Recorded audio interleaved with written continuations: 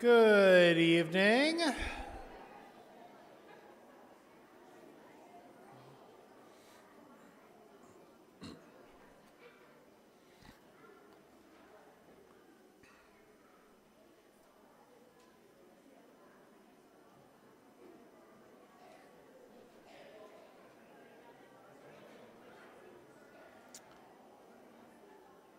As we get ready for our family faith this evening, let's take a moment. We are in the presence of God. Just take a moment to prepare ourselves for this evening.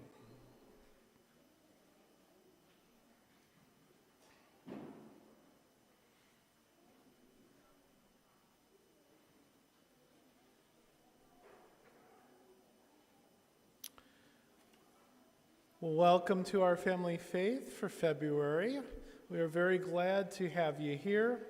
We're doing something a smidge different today in that we're not going to sing out of the book, so that's why you have these papers that were sitting on that little cart as you came in. So if you have one of those, very good. If not, see if you can look off a neighbor. But this is a very simple song, so you might be able to get away without it. It might be relatively straightforward. And it ties into our theme for tonight, which is evangelization. So it will expand more on evangelization as we go through the evening. But would you please all take out this paper? If you have the paper, please take it out.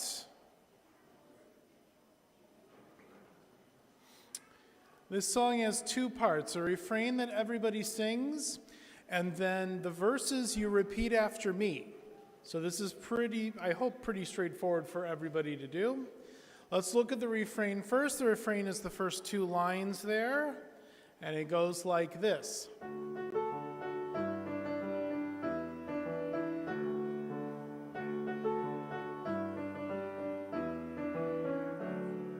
Okay, that was the entire refrain. That's pretty easy, right?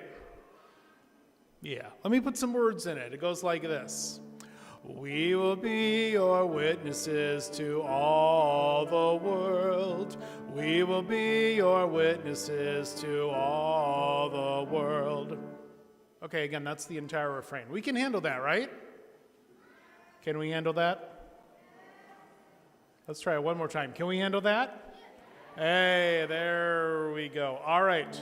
Would you try it with me, please? Let's all sing the refrain together. It's the top two lines. Ready? Go. We will be your witnesses to all the world. We will be your witnesses to all the... One more time.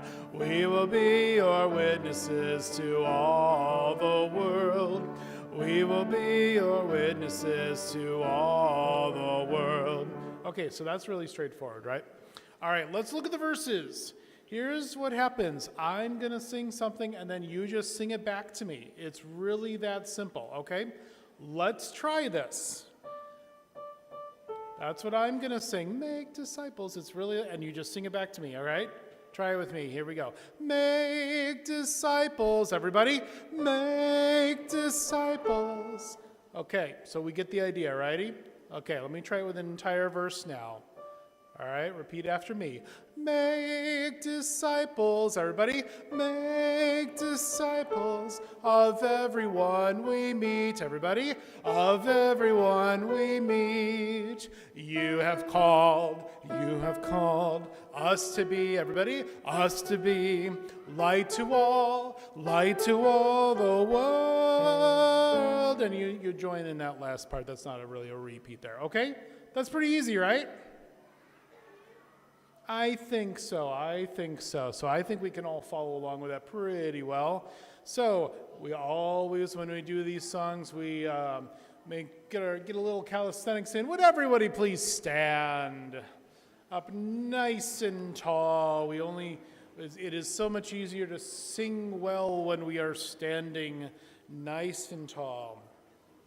Now each time we sing the refrain, we're going to sing it twice, right? So we're going to sing both lines twice. And then we'll go to the verse, and everybody just repeats after me when we get to the verse. Really straightforward. All right. I want to hear you guys. Here we go.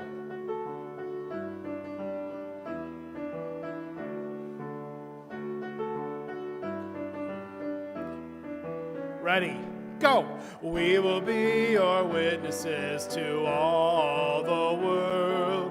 We will be your witnesses to all the world. One more time. We will be your witnesses to all the world. We will be your witnesses to all the world. Make disciples, everybody. Make disciples of everyone we meet. Everyone, of everyone we meet. You have called us to be light to all the world. We will be your witnesses to all the world. We will be your witnesses to all the world. Everybody, one more time. We will be your witnesses to all the world. We will be your witnesses to all the world. Spread the news, everybody. Spread the news across the land, across the land.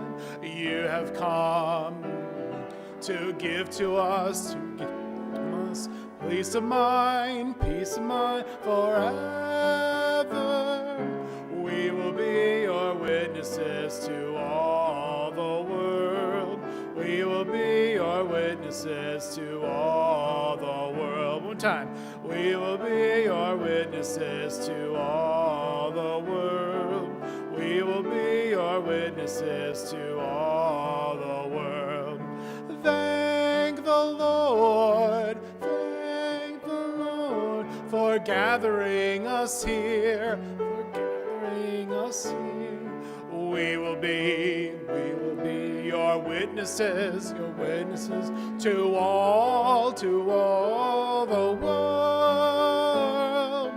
We will be your witnesses to all the world. We will be your witnesses to all the world. One more time. We will be your witnesses to all the world. We will be your witnesses to... One more time, really big, go! We will be your witnesses to all the world.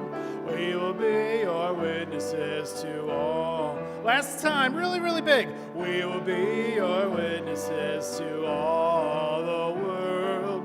We will be your witnesses to all the world.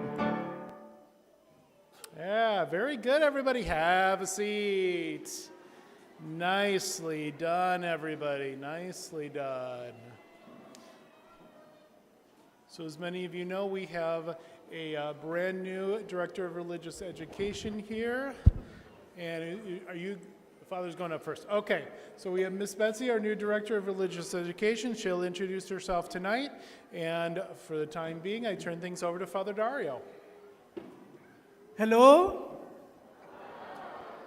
Hi. Hello. God is good? All the time. Okay. So God is good all the time because He has given us a new DRE or Religious Education Director. So this will be your third Religious Education Director for this year. But hopefully she will last, you know. Please welcome our new DRE, Betsy Bonilla.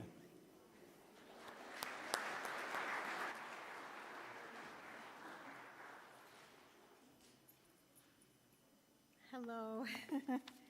I need a lot of prayers, okay? So please pray for me. I'm praying for all your families, for your children. This is something very beautiful that St. Thomas More has.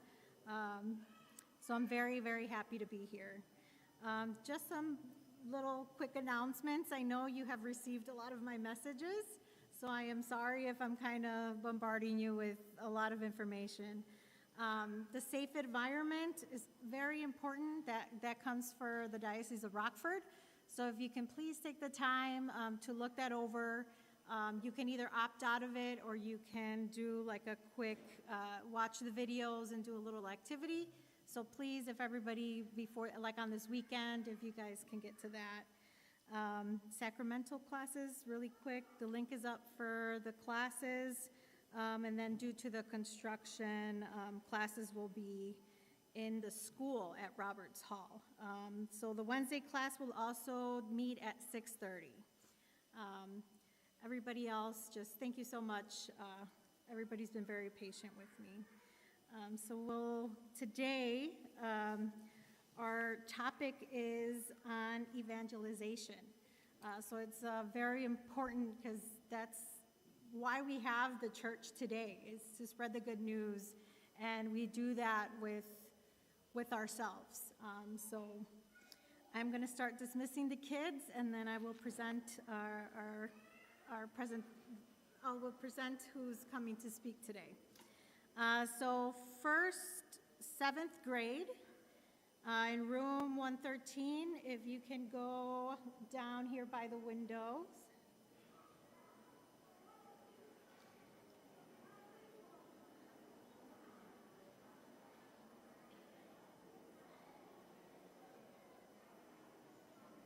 Okay, grade 4.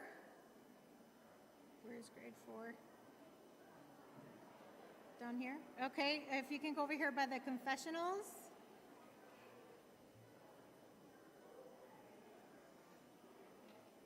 Okay, grade 3. Where's my grade 3? Grade 3? Over here by the confessionals, grade 3. Grade 6, room 106. Down the center, or down the center. Grade 5, room 108. If we can go over here by the windows. Grade 5.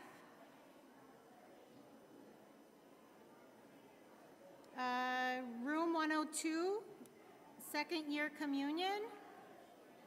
If we can head over here by the confessionals. Room 104, second year communion. If we can meet over here by the confessional. Unless they're ready. Okay. Communion year 1. Over here to the right.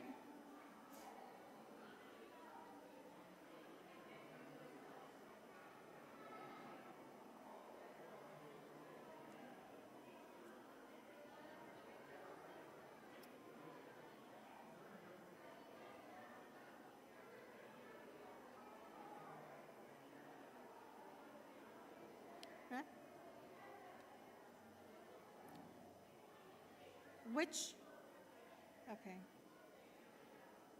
So communion year 1 is down the center. Okay. Communion year 2.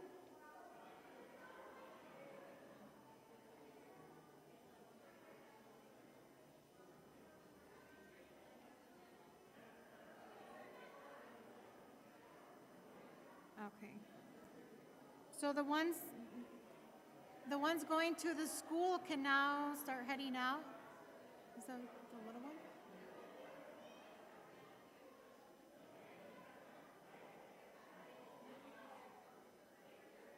Okay. So now we'll let preschool's by the window. A first grade? Oh, first grade.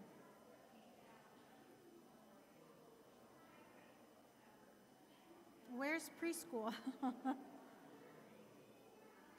Okay, preschool's down there. Preschool by the door, right? Okay. And then kindergarten, if we can go to the confessionals over here. Down here, yeah.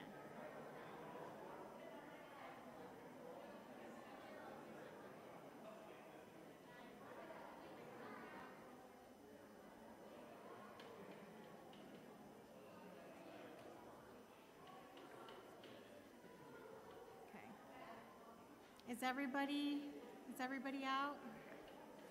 Okay.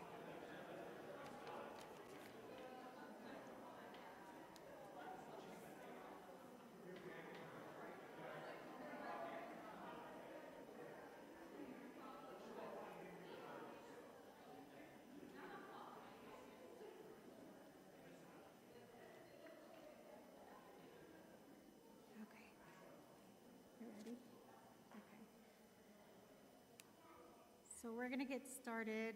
Our presenter today is kind of like a local celebrity, okay? He's good friends with one of our catechists. Usually it's Eric and Becky Groth. They've been married for over 35 years, have 8 children. Eric is the co-founder and writer-director with writer and director Andrew Hyatt of Sacred Art House, inspiring the good and celebrating the beautiful.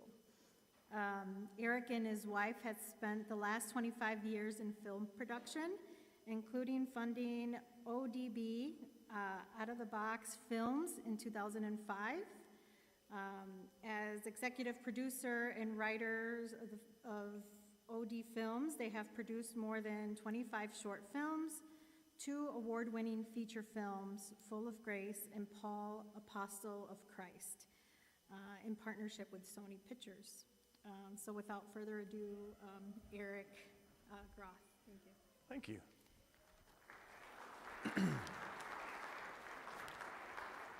Hey, when the kids left, it got quiet in here, and I thought the adults were the noisy ones, but it was clearly the kids. So I like portable. I like it portable because we have a tendency to want to sit in the back, and I can move it wherever I want to get close to you guys. I'm going to start this because Betsy told me I only have 3 hours to be with you, so I'm going to make sure I get everything in over the next 3 hours. You know, we've done a lot of films over the years. It's been quite a journey, and I never set out to be a filmmaker.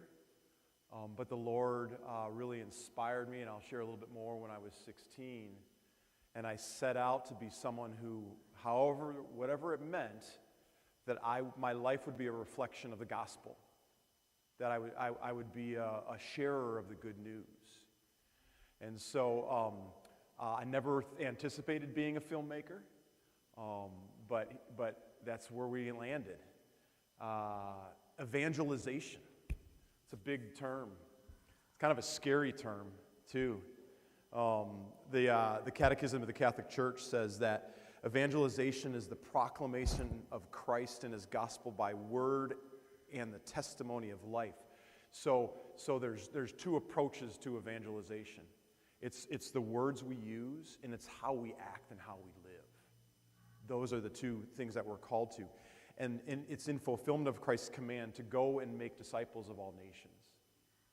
Matthew 28:20, the Gospel of Matthew, the last thing as Jesus was ascending into heaven, he left us a command and he left us a promise. His command was, go make disciples of all nations, baptizing them in the name of the Father and the Son and the Holy Spirit. Go and make disciples. The command was, and lo, I'll be with you always, even to the end of the age.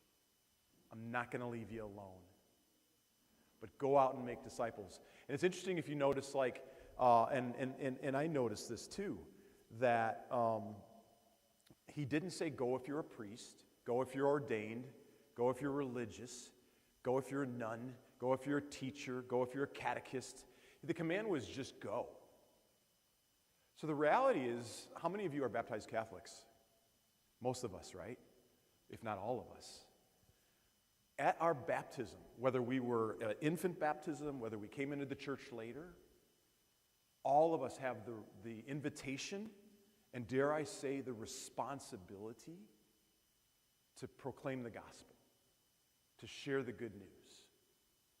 Because ultimately, if you think about it, what is our life all about? What is the purpose of why we exist? We often, and we live in a world where we look at this and we think, this is it, this is what we got. But this is a place of growing and learning and a gift from the Lord and a transition. This is not our destination. Our destination is to be in heaven with God forever. And that's something we're invited to share with others. You know, we're called to share in word and deed. I'll tell you a little story.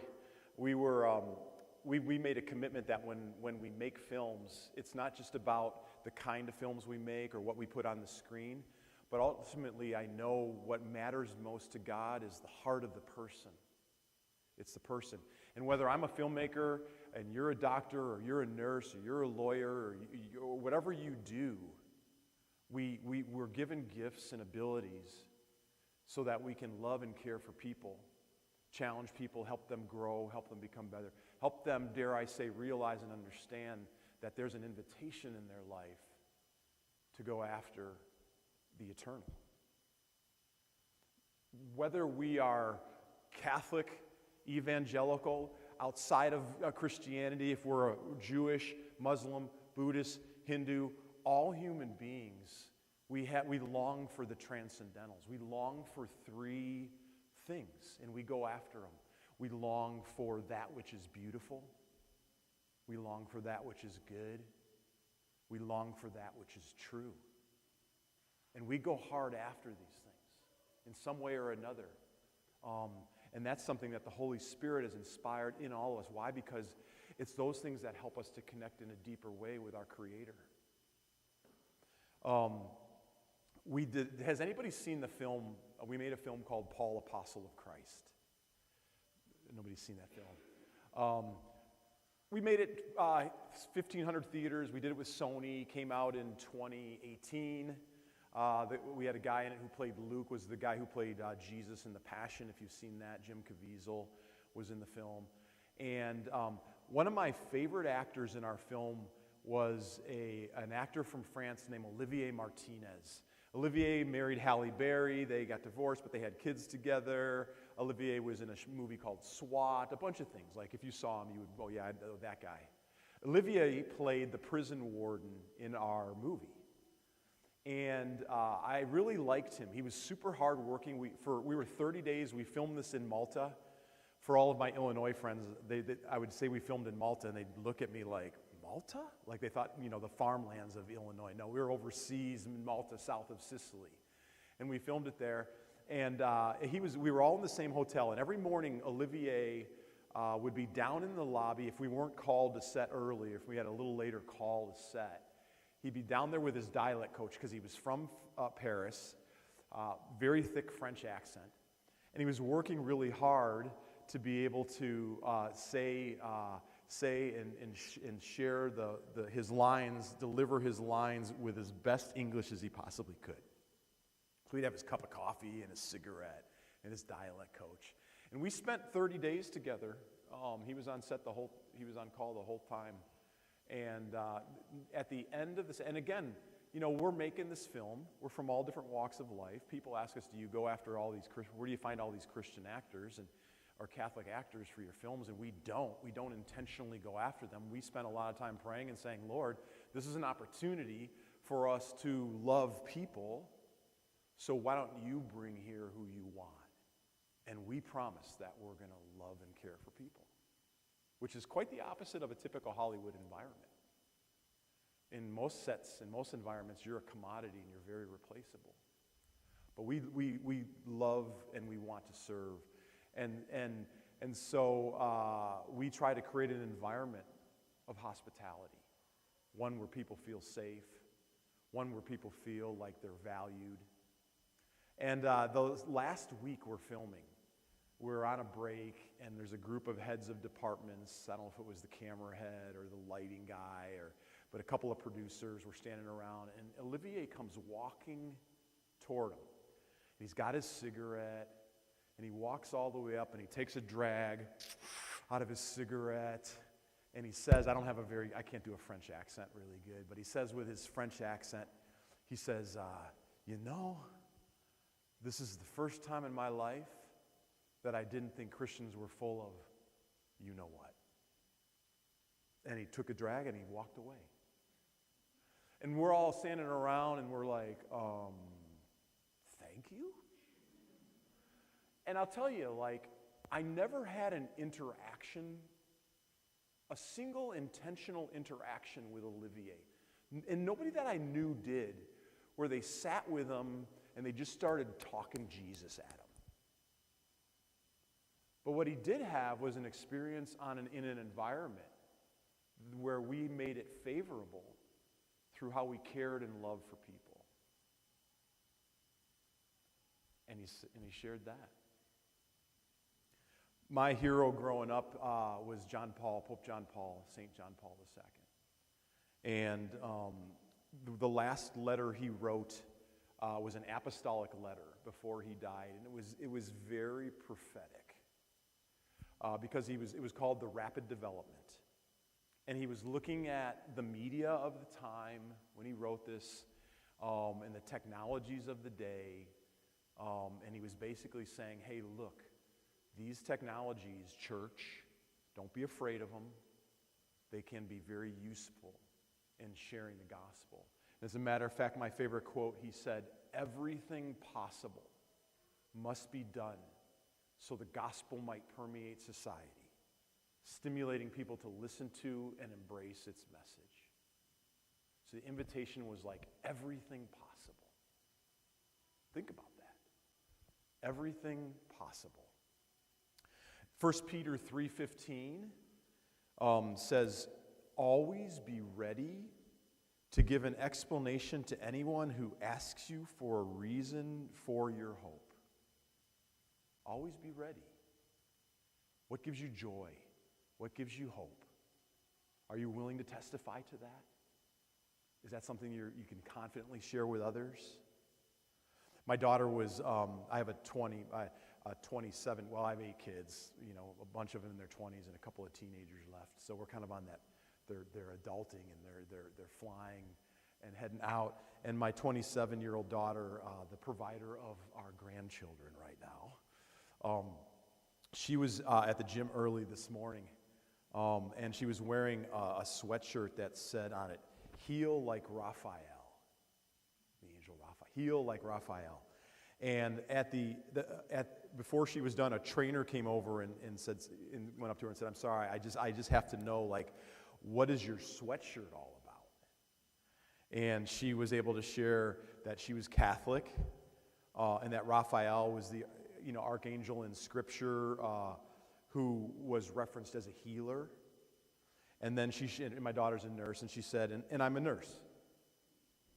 So a simple kind of evangelization that opens a door, right?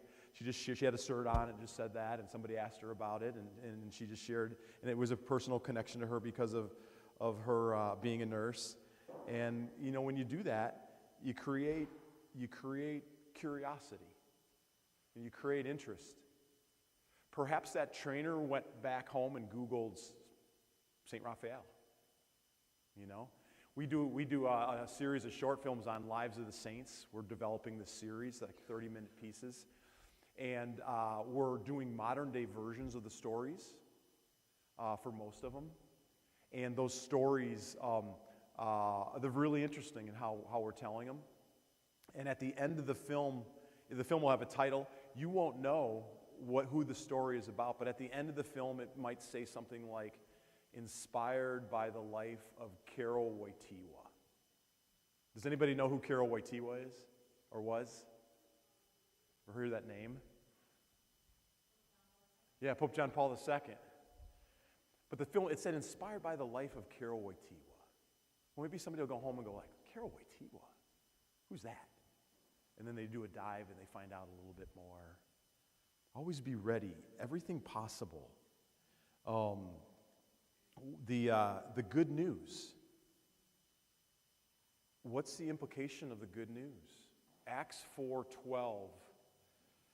If we believe the Scriptures to be true, if we believe that the Scriptures are in fact the Word of God, there are some incredible things in there that we're invited to consider. Acts 4:12 says, there is no salvation through anyone else, nor is there any other name under heaven given to the human race by which we must be saved, by which we are to be saved. No salvation under any other name. If you've been changed in your life, if we've been changed and converted, and we have this incredible message, I would argue, like, is there a greater message than what happened on the cross for us to know, for us to live out, for us to communicate and share? Do we believe it? Do we believe it? Does it affect our life? Not just on Sundays, Does it affect our life every day? These are the kind of things I think about. I was 16, and I went to church every Sunday with my family. And I think I was a pretty good kid. I was a baseball player, and I remember I had to go on a confirmation retreat. And I wasn't all that excited about it because it was a weekend retreat. Now, a lot of times we just do like a day-long retreat with our kids, but it was a whole weekend retreat. And I was a baseball player, and that was like Friday, Saturday, Sunday, and we had a game on Friday and a doubleheader on Saturday, and I had to miss these things. So I went because it was kind of a hoop to jump through, but I wasn't really all that excited about it. But it was a very important divine appointment for me. Went on this retreat. Thought I was going to be put on by a whole bunch of old people, a whole bunch of nuns, just talking and not relating to me. I don't mean to throw our nuns under the bus. But it wasn't. It was young people. It was college-age people. It was people who were just a few years older than me. And they were sharing with pretty good enthusiasm and vigor about this faith that I've heard about. I went through the motions for it. But I was so curious, what is your excitement? Why are you so excited about this? And they just told their stories and their lives and shared personal things, and it just really connected. And I remember I went to reconciliation, and afterwards I came out and I heard in my heart God say three things to me. The first thing he said was, I love you. Now, we've heard that, and I probably heard that 100,000 times prior to that, but for some reason in that moment, the light bulb went on, and it really sunk in. The second thing he said was I did that for you. Again, I heard that message, but for some reason in that moment, God was speaking very clearly what he did for me on the cross and for everyone on the cross. The third thing he said kind of scared me. I was dating my wife, who can't be here. I'm sorry. She would have been I have her notes and her thoughts, and I'll share those too. But we started dating when we were 16. And the third thing I heard was he looked down at me and he said, I want your life. I want your life. Have you ever heard God say to you, not like I'm speaking right now, I want your life? I want it? What does that mean? As a 16-year-old kid, it kind of scared me because I thought, oh man, I'm dating this really hot cheerleader right now, and I don't want to become a priest. I thought it meant I had to become a priest. But there was something in that moment that I had never experienced before. Without knowing what it meant, I had a peace that was really clear. It was really clear. And the peace really urged me in my heart to I'm going to go find this out. And put on the belt, didn't know what it meant, but off we went. I want your life. God has spoken that to all of us in some way and multiple times. One of my favorite scriptures and passages in Scripture is John 3:30. And it's a prayer that I try to say and think about and reflect on every morning when I wake up. And it was essentially the story, if you remember, when John the Baptist is at the end of his ministry, and he's baptizing people, and here comes his cousin, Jesus. Can you imagine if your cousin was Jesus? And here he comes, and John looks at him and he goes, that one, that guy right there. John had all of these followers, but in that moment, he looked out at them and he said, he must increase. I must decrease. He must become more. I must become less. How about me? Lord Jesus, on this day today, how can you become more in my life? How can I become less? I guarantee you, if we ask that of the Lord in the morning, he's going to show it. He's going to make it pretty darn clear. Do you remember the moments? Do you remember a moment in your life where it became more real? And that invitation to share the good news. Anybody ever hear of a Father Mike Schmidt? Father Mike Schmidt, great young priest. He's at the University of Duluth in Minnesota. He said this. He said, if you do this one thing, you will become a saint. If you don't, you never will. I don't know about you, but I would love to be considered a saint. I don't need the saint with the capital S, and the different saints we see. But I want to be a saint. It literally means sanctified. It just literally means to be set apart. I want to be set apart. I want to be holy. I'm not perfect. I make lots of mistakes. Thank God for reconciliation. Thank God for people. We can talk through things. But I do want to be a saint. So he said, if you do this one thing, you will become a saint. If you don't, you never will. This one thing is this. Let Jesus interrupt your life. Let Jesus interrupt your life. We so often, I know I do, just kind of go with the flow of our existence and go with the flow of the day.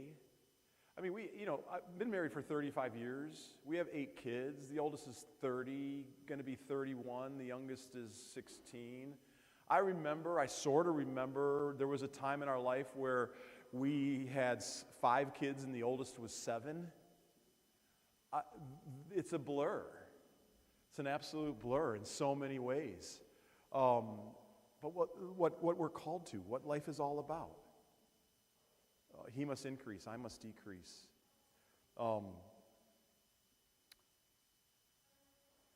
Everything possible must be done. So, I want to encourage you parents, and then in a moment I'm going to take like 10, maybe 15 minutes, and I want to just share some of the things my wife wanted to share, specifically about our kids and our responsibility to our kids. Everything possible must be done. What is your everything possible? What does that look like for you? It all begins with that personal, like inside here, like, yes, Lord, you're transforming me.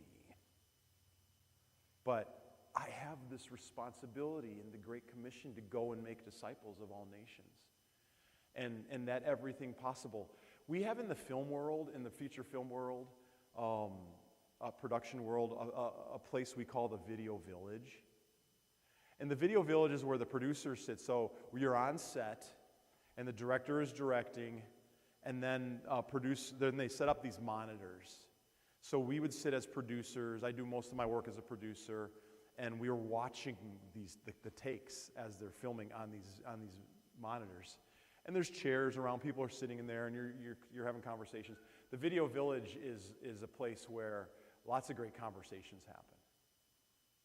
Lots of great conversations happen. We kind of all have a place where we have an opportunity, a field that's ripe, whether it be in schools or at work, at home. We've got all of these places that give us opportunities to be able to share the good news of Jesus with our family, with our friends, with our coworkers. And we do it with words, and we do it with actions. I'm going to argue that words are important, but actions are so important. Because if our actions don't back up our words, then our words don't mean anything.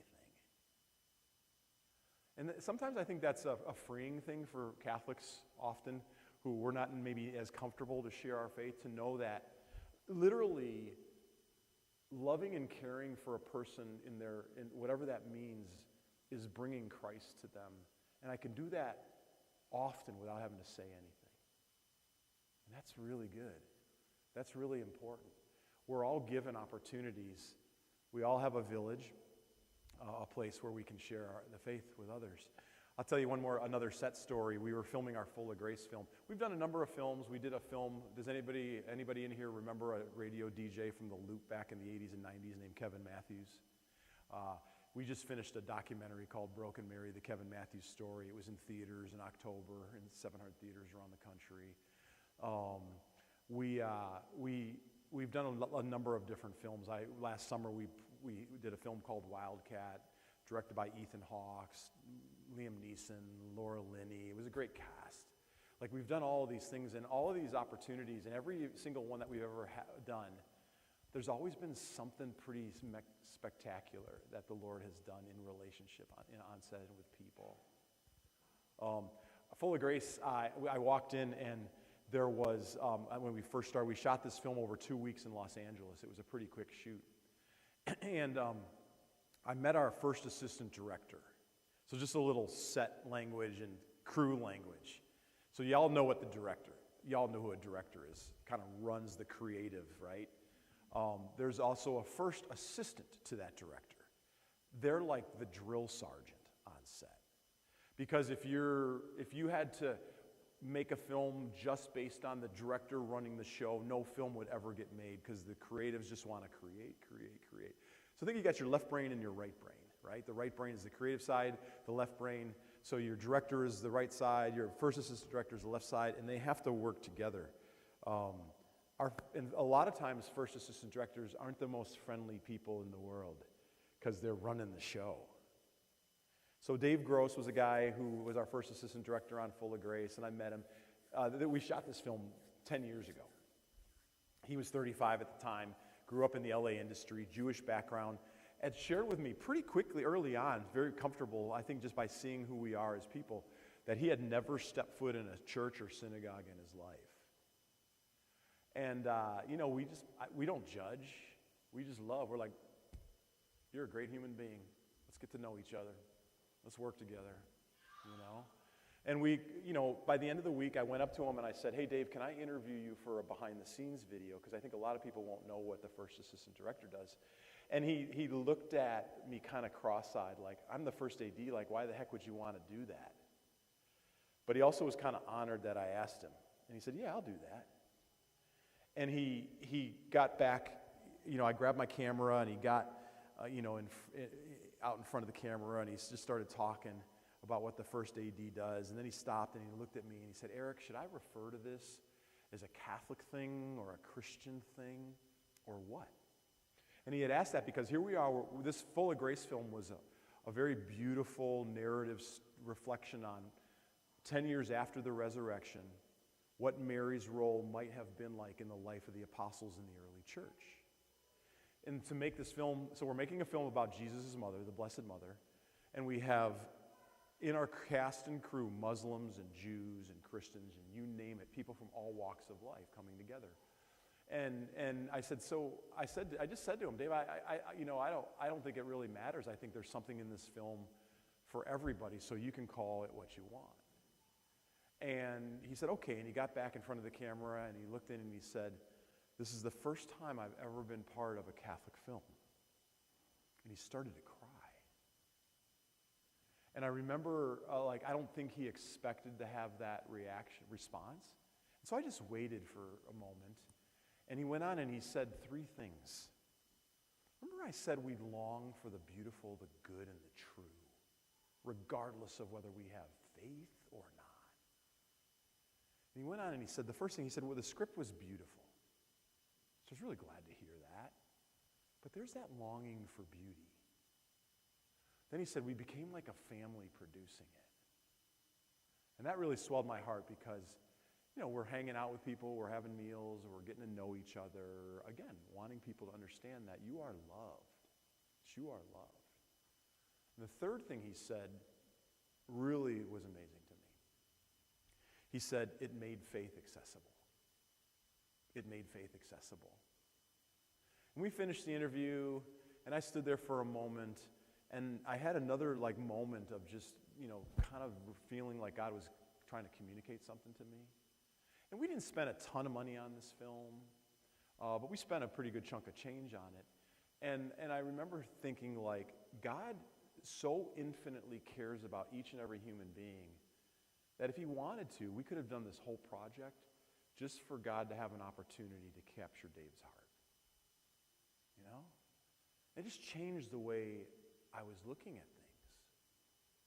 My favorite review of our Paul film was written by a journalist in the Village Voice in New York, which is always very antagonistic toward things of faith. And the title, so we make this film, Paul, Apostle of Christ, right? And the title of the film, and the title of the article said, it's a miracle. This atheist critic kind of likes Paul, Apostle of Christ. how I know we can capture the hearts of those who are walking alongside of us in our faith, right? But how is it that we reach out? What is that everything possible in our places? Mine on the film set, yours where your places are. How do we reach out with the gospel? That's the call that we all have in our lives. All right, so I want to share with you specifically about our kids, our responsibility as parents. I might be saying something, I'm going to say this, and I bet I speak for most of you as parents. The most important part of my life is my family, is being a dad, being a husband first, and being a father. And I want my kids to be happy. I want them to learn. I want them to grow up. I want them to feel like they can meaningfully contribute to the world around them, contribute to other people, relationships, careers, you name it. I want that for my kids. But there's something that I want infinitely greater, and it's not I don't compartmentalize it, is I want them to walk with Jesus. I want them to walk with Jesus. Why? Because I'm convinced that there's no greater way to live life. There's no greater way to walk. Absolutely doesn't mean life is perfect. We've got all kinds of struggles and difficulties in our families, and that might be something that you can relate to too. But what I do know is that God has reached out with his love to me, to Becky, to us as a couple, to our family. And that my responsibility, probably greater than anything else, and I fail at it all the time, is to do what's necessary to help my wife and my kids get to heaven. Whatever that means. Whatever that looks like for me. If I can't say I've done my best in doing that, then I'm not sure if there's a greater failure in my life than that. A greater failure than that. We as parents are the primary educators of our kids. We're the primary educators of our kids. I'm going to share a couple of quotes. Groth, this is from the document Gravicium Educationis that John Paul II wrote. And he said, "Since parents have given children their life, they are bound by the most serious obligation to educate their offspring, and therefore must be recognized as the primary and principal educators." Thank God for the catechists. We had a great opportunity last Wednesday to share faith and share about evangelization with the catechists. And those are people in your church who are volunteering. They're not getting paid. They're not getting health benefits. None of that. They're here out of the goodness of their heart because somebody has evangelized them or along the way have inspired them to want to pass on the faith. And I am so grateful for the youth ministers and the catechists and the people who come alongside of me as my resource, as people resource, to help reinforce the things that I want for my kids. But that does not remove from me as their primary educator. So I can't just go, well, they can go to church on Wednesday, they'll get all their education they need. I don't have to do it. Phew, I'm off the hook. No, that's our role. Familiaris consortio. The right and duty of parents to give education is essential, since it is connected with the transmission of human life. It is original and primary with regard to the educational role of others, on account of the uniqueness of the loving relationship between parents and children, and it is irreplaceable and inalienable, and therefore incapable of being entirely delegated to others or usurped by others. It's our role. It's our responsibility.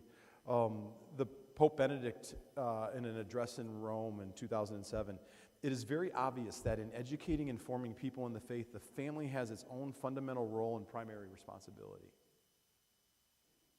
Parents, in fact, are those through whom the child at the start of life has the first and crucial experience of a love which is actually not only human, but also a reflection of God's love for him, for that child.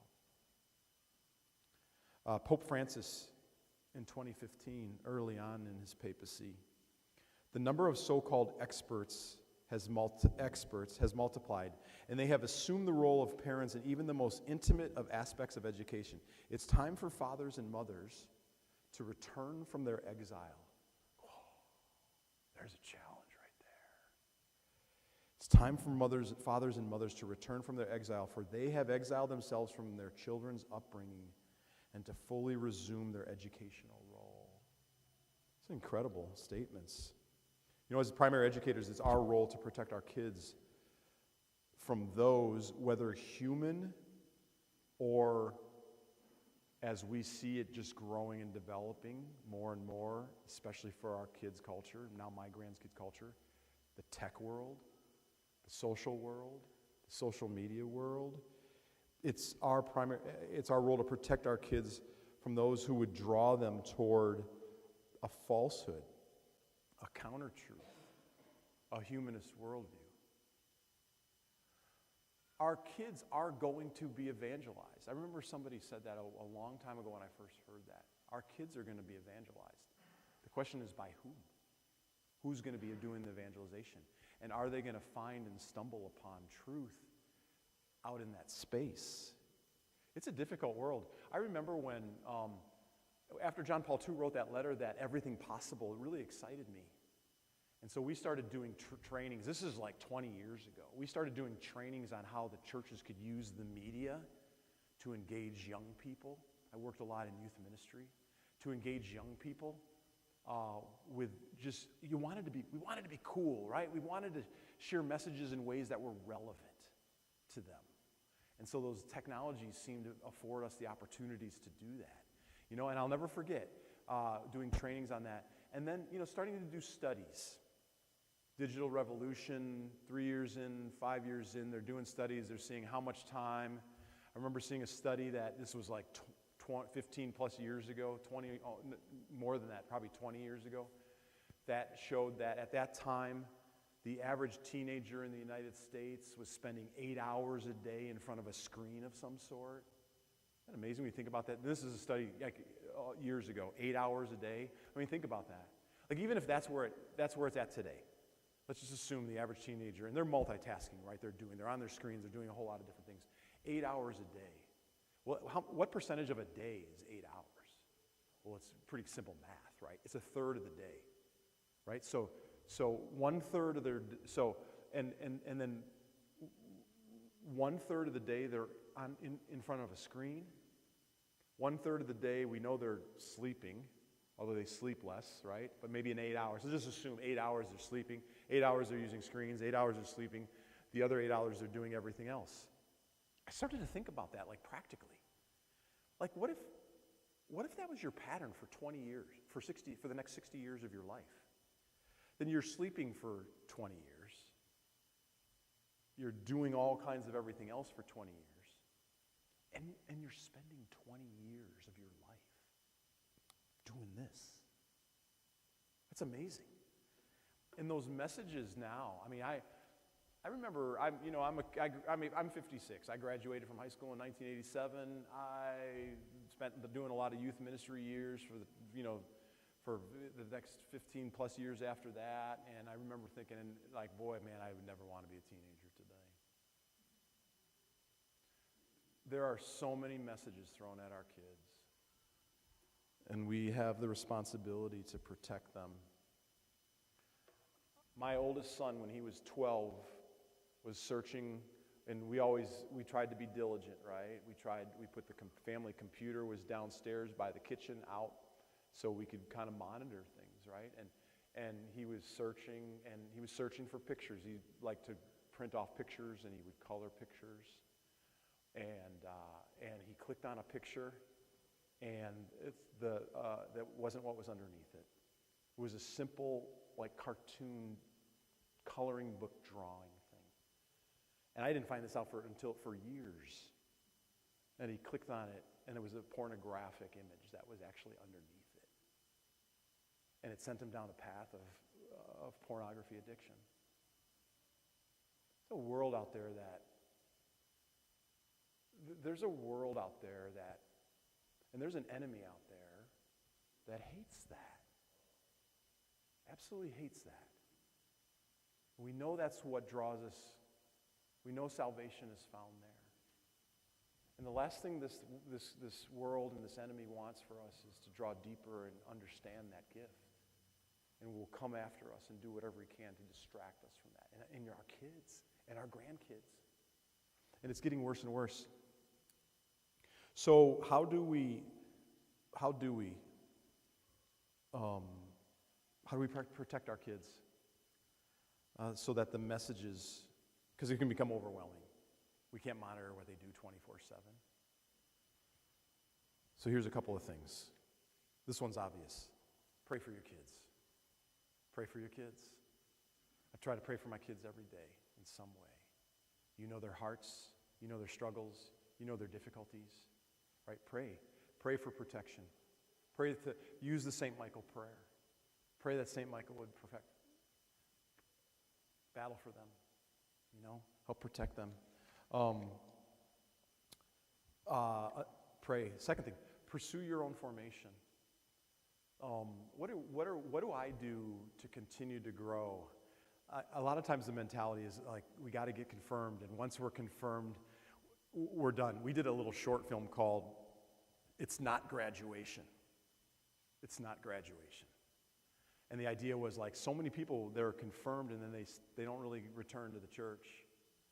And they come back maybe if they get married in the church, But what do you do? What do I do? What do you do? What do we do on a regular basis to keep growing, keep diving deeper into the things of our faith? So pursue our own formation. How about the home? So pray, keep growing, keep learning. What do we do at home? Do we foster an environment of open communication with our kids? We made a decision that we'll talk with our kids about anything. Anything. And we should, because the entire world around them will talk with them about anything. So how do we help give them a proper perspective on how to understand those things? Yeah. So have you created, can you create, have you created an environment in your home that allows for that? I long for those days. Some of my favorite times were, and it's really hard as they get older, and you guys know this with the craziness too, but some of my favorite times was when the kids were all still not driving, and that dinner time, man. Dinner was awesome. We still, whoever's home, we still sit together for dinner, and the conversations we would have around the table, and the things we could talk about. Whenever a young couple or a young to-be-married couple, if they ask, like, so if you had advice for a family, what would it be? And I very quickly will say, make sure you eat dinner together. Have a meal together. Have opportunity where you can spend and have conversation. Here's another one that I think has always been I'm really grateful for this, especially as my young 20-year-olds are adulting, and is surrounding your children with other adults who also espouse the faith like you do. I can't tell you how many times, and you know this, right, Mom and Dad? How many times, like, you've said something to your kids and they balk at it, and then somebody else who they admire or respect says the same thing, and they're like, oh, that's the greatest thing I've ever heard in my life. And I'm like, I've told you that 1,000 times. I'm so grateful for that.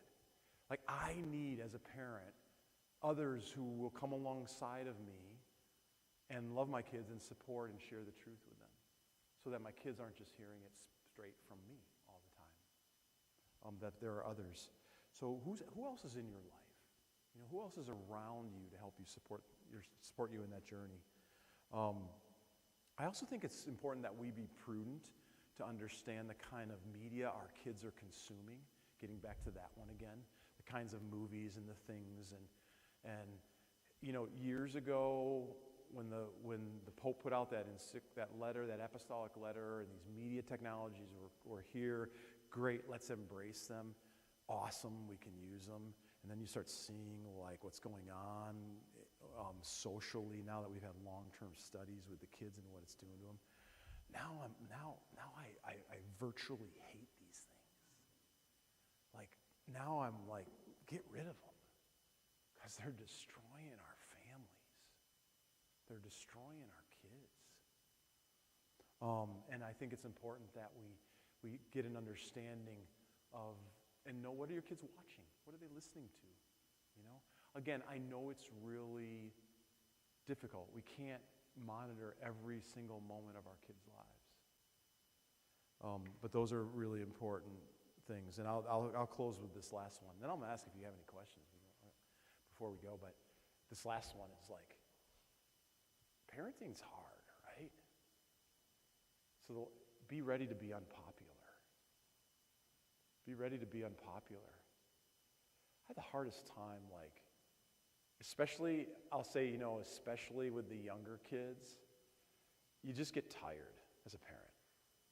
Years and years and doing over and over again the same old thing, and you're like, isn't that the argument, like, I have 2 younger sisters, and the things mom and dad let my sister Heather do that I could never, like, what's going on? Like, what's up with that? You just get tired, right? We got to be vigilant and be willing to not necessarily be our kids' friends all the time, right? That's a tough one. Not necessarily be their friends all the time, but to take that responsibility of what it means for me as a parent to actually be their parent. I see that more now when I look at my grown children and I'm like, oh, I should have done that better. Oh, yeah. Those kind of things. So, our role as a parent, our responsibility is to love them, and sometimes that's hard decisions, hard choices, things like that. So, anyway, twofold thing. I just want to close with by saying we're all called to evangelize. If we believe this is the greatest story ever told, does that motivate us to want to share that in how we live our life, in our words and our actions? And we have a domestic church at home. Your kids, when you come to church on Sundays and Wednesdays and you're here with them a very small portion of time, of their faith time. The most of the time they spend outside of school and things is with you, with us at home. That's a domestic church. And that's a huge, incredible opportunity for us to share truth with our kids. And it's a great message. So those are my thoughts to share with you tonight. And we might have a couple minutes for questions before the loud ones come back. So anybody, anything, you can ask me anything. It's a journey we share together. I don't set myself aside as an expert, but I love to have dialogue. So, and you may not have any, and that's totally fine. You can submit them all to Betsy in writing. You'll get a thorough response. Betsy?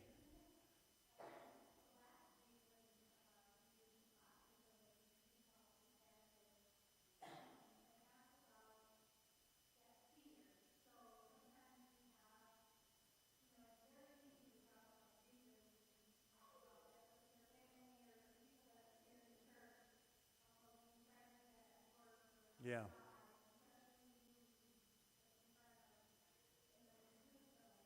Yeah. For sure.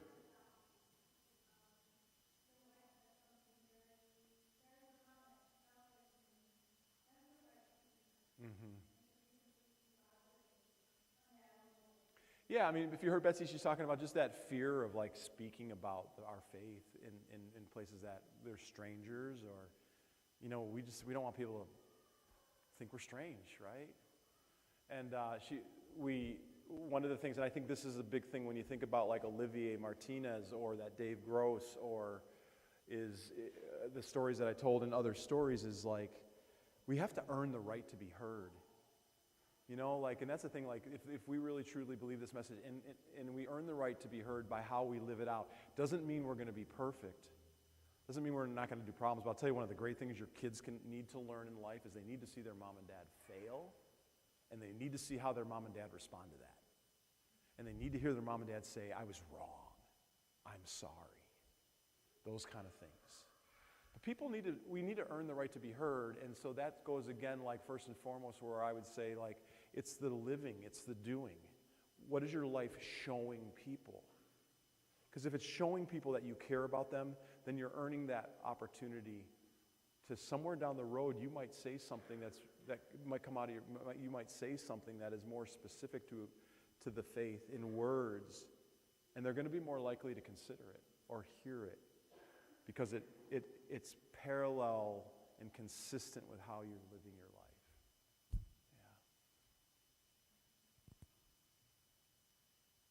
Yeah. Yeah.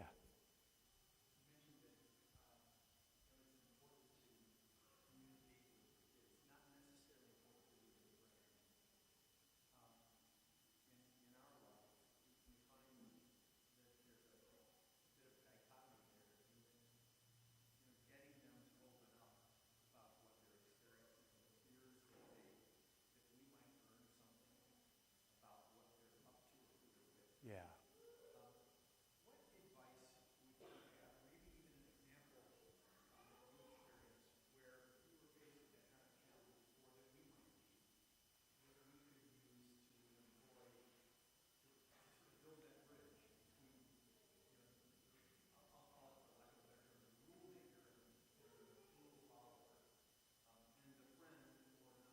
Yeah.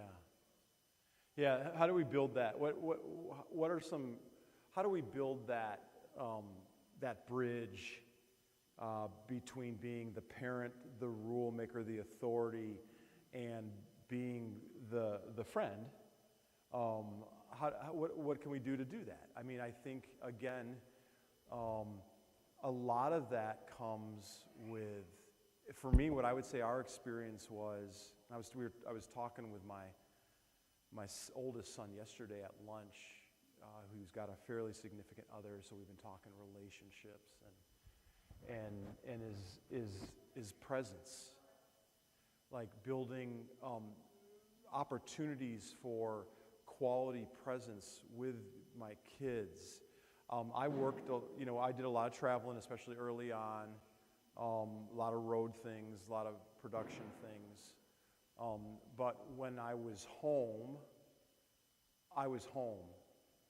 and the kids had my heart, and they had my ear, and they had my mind, and they knew I was there. And it's that earning the right to be heard. It's like I don't know how I can do it. How do I build a bridge where I can be the kids' authority, but also they can know I care about them, and there is friendship there too, is through consistent time spent with them. Because then their heart, and they see me, they see the honesty, they see the things I'm talking about. I also think the conversations that Becky and I have, that unless it has to be really private, dinner conversations or things that we can talk about, they observe, they watch, those kind of things too. But I would say that intentionality of any relationship takes actual time and being intentional about spending some time with them so that can happen. Does that make sense at all? Yeah. That's my experience with that. I also like as the kids get older, you do have that transition, right? They're making their own decisions. I want to be their friend. My 30-year-old, I like that I can be his friend, but I also like that he can still come at me as his dad. It's cool. Anyone else? All right, Betsy. Well, thank you very much for the opportunity to share with you. My pleasure.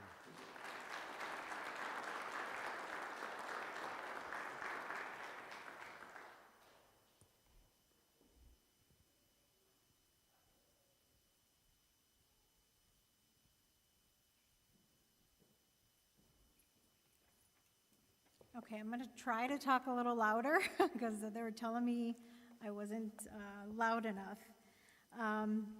So just a quick little thing.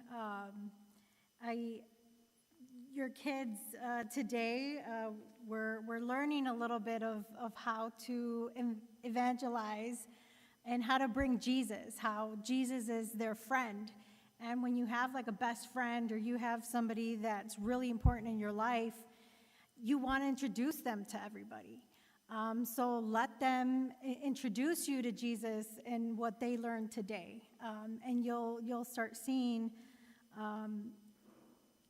the more they talk about him, the more that you bring it in their life, the more they start to live it themselves. And that's where that testimony comes from, right?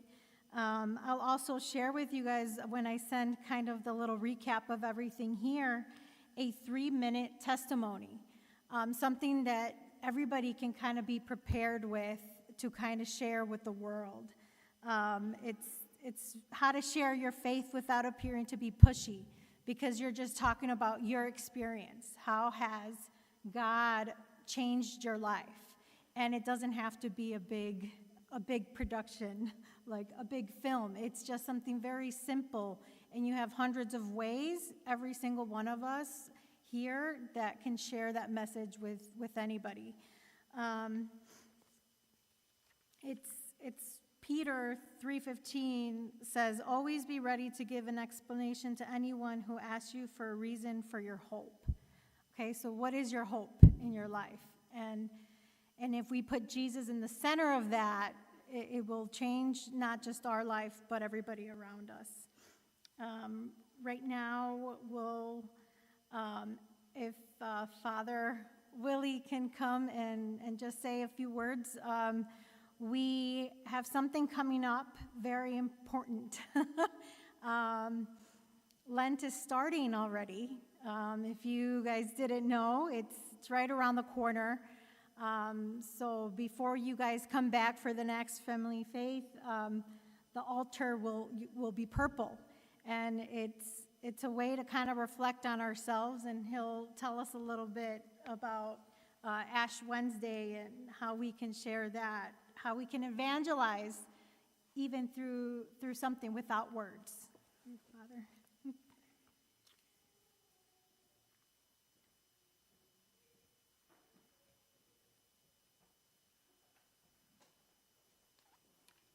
Good evening to each and everyone. I just want to, this is not a question but a compliment to our sharer this evening. Thank you so much for emphasizing that evangelization involves the whole family. And in fact, it starts at our home, because our home itself is a vast mission field. It starts there. Thank you so much for that. So when Becky, our new values education coordinator, asked me this morning to talk about just a little introduction on the season of Lent, so I said, yes, there's nothing I can do, but I have to, yeah. So this season of Lent runs from Ash Wednesday until when? Holy Thursday. Because in Holy Thursday begins a Triduum.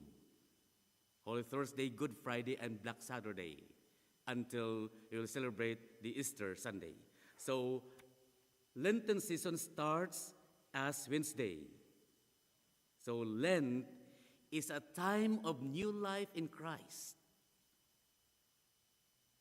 By joining Jesus in the desert of our hearts, this is the desert of our hearts, where we really journeying inward into our own being. That is Lent. We focus our attention upon the things which really matters in life.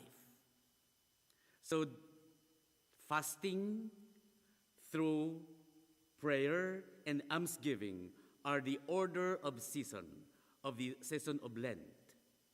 Lenten season begins, as I said, Ash Wednesday, and this year, Ash Wednesday will be February 18.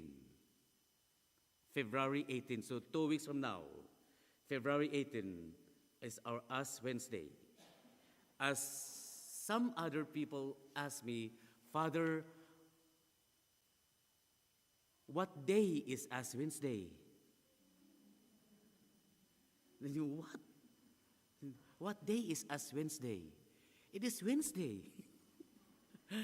It is Wednesday because she said, Father, if I cannot go to the church for the Ash Wednesday and impose the ashes in my forehead, if I cannot do that on Ash Wednesday, can I have it on the following day? Thursday? And I said, no. Ash Wednesday is Wednesday only.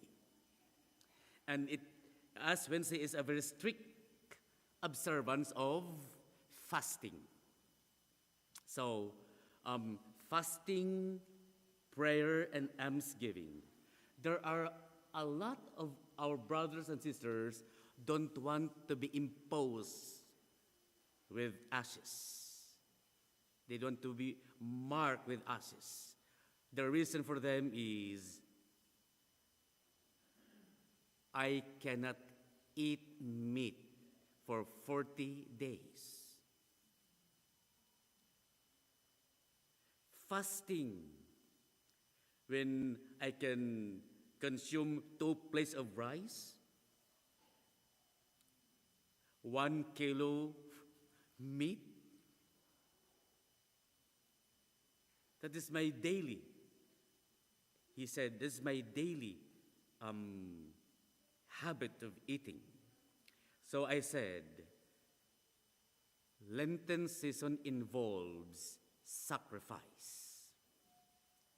And fasting is one of the very old practice on controlling ourselves. It controls our 100 wants and desires. So fasting is one technique to journey inward our whole being. It journey inward to our whole being. And it reverberates what Prophet Joel said. Return to me with all your heart. Joel chapter 2, verse 12. And St. Paul reminds that Lent is the acceptable time, the day of salvation. 2 Corinthians chapter 6, verse 2. Now the ashes we use on Ash Wednesday reminds that if we have to rise to new life of pure joy, we have to acknowledge that our relationship with God has not been close enough. And hence, the need to return to Him with a broken heart. And Prophet Joel said, break your heart, not your clothes. That is the great fasting that a man can do. Breaking our heart. That means our sins, our 100 wants and desires, many things that will lead us to sin.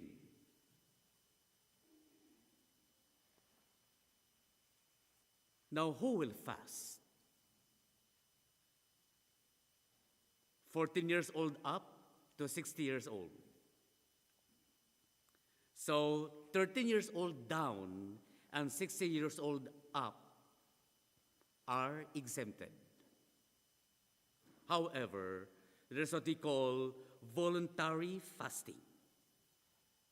The 13 years old down or 60 years old up, they are exempted, but they can do voluntary fasting, provided they have a clear intention why they will fast.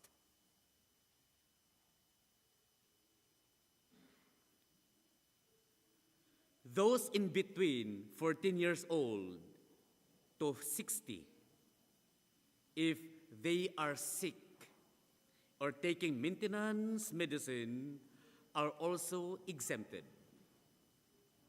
But if you want voluntary fasting, by all means, you can do that with proper intention. Now, during Lenten season, we have our regular confession, but by this time, 2 or 3 priests will be available for confession.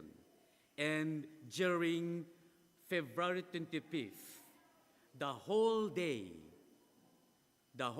after the morning Mass, 9 o'clock until 9 in the evening, no cutting, continuous confession on February 25th.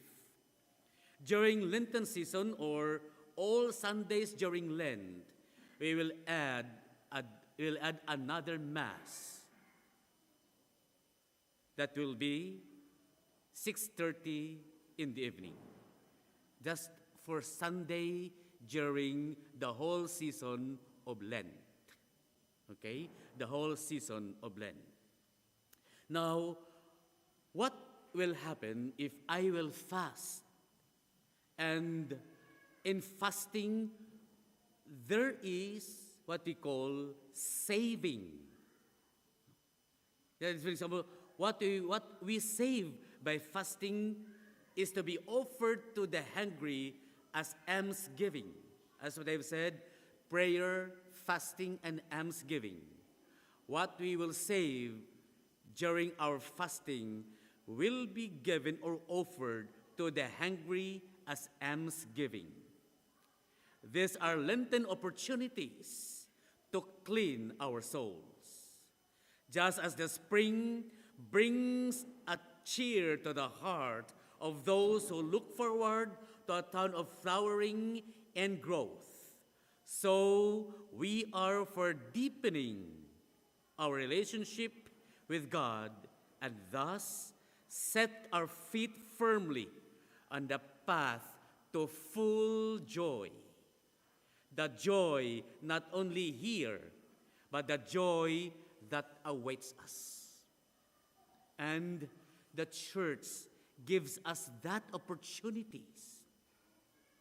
Annual celebration of Lent to see inward, not looking other people, but myself. What matters most at this time during Lenten season is myself, me and my God. And meditating and reflecting on my own self, I will discover a lot of things that hurt my God. And that will bring to penance and confession.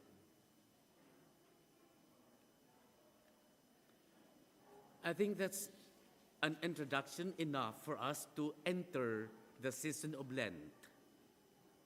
Remember, 2 weeks from now, we will enter this season, hoping that we will prepare ourselves for this wonderful occasion to be with God and myself. God and myself. Thank you so much, and good evening.